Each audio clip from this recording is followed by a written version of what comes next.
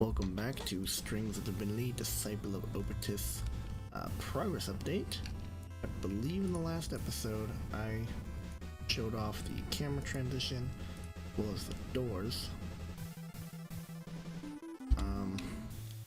Let me just quickly go through that. Camera transition, doors. I guess tonight I finished up the sign. So we got the text back. See, sign. I am behind you. Huh? Guy behind you. I gotcha. Yeah.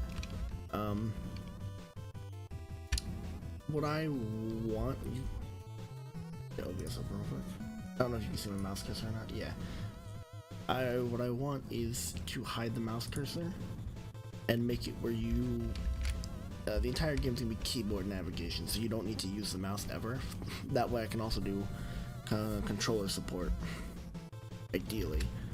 So I just need to disable the mouse cursor, which shouldn't be a problem, because all that works. Oh, yeah, you can skip the text too. I did not do voice acting yet, so there's no audio like there was before. And the sign still works the same. I do have delays, so if I go, I am behind you, look behind you.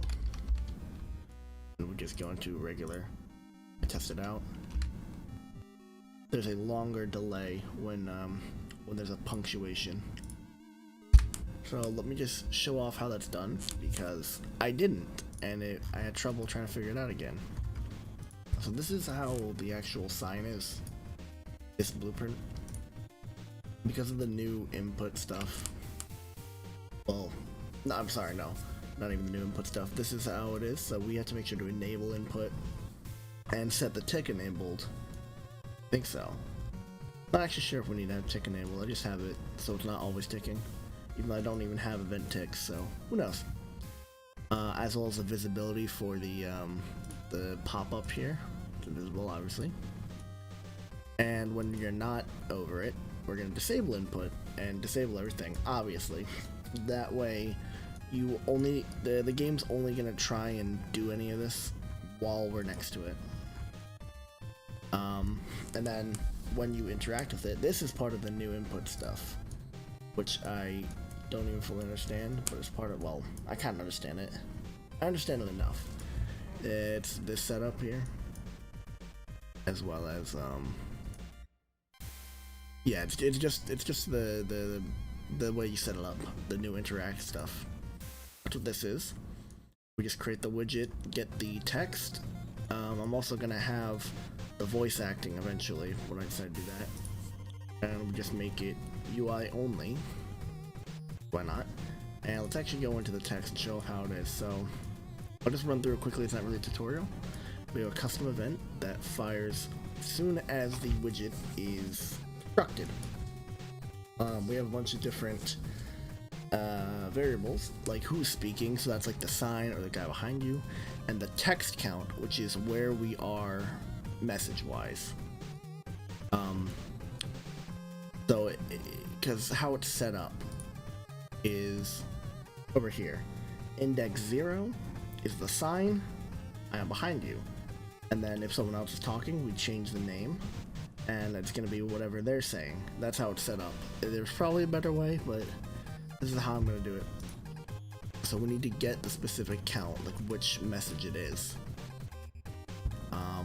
And just, you know, set the name here. Oh, I'm also using the font Allegard. I'll put a link in the description. I don't remember who it's by, but yeah, that's what it's called. It's called Allegard. Regardless. We just need to check. We need to get the this is the specific actual message now. We need to get the length of it and the letter count, and we just, you know, is letter count less than the overall length? So is the message that we have so far smaller than the finished message? If it is, then we have to continue. This is where the delay comes in. We set the delay depending on the character. We just add on from the old text, get the next letter, and we add it on to the current text, which is this message here. And then, just set the text, increase the letter count, and keep going until it is full. This means that the entire message is done. That means we just say end of text. And the reason we do that is for this. This is if we just click anywhere during the message.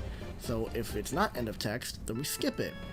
We set the letter count to be max, so the end of message, and we set the final message, we set the text to be the final message. So it basically just fills it all up. If it is the end of text, we need to reset the letter count, but then we need to check the text. Are we out of messages or there's more? So that's where the length equals come from. If we are out of messages, then we just remove from parent and set the input back to game. If there are more messages, then we just reset the, it's not the end of text anymore. We reset the current text, so the message is blank, and we just go back to printing, which is the custom event. Yeah, it took me a long time to explain. I didn't explain it well. This is mostly for me, but if people are curious, for them too. This is because there might be a better way of doing this. I don't remember how I used to do it. That's how I'm doing it now, because that was the best idea I could come up with. Other than that, I didn't finish anything, so yeah, next I'm going to work on the voice acting, and we'll see where I go from there. See ya!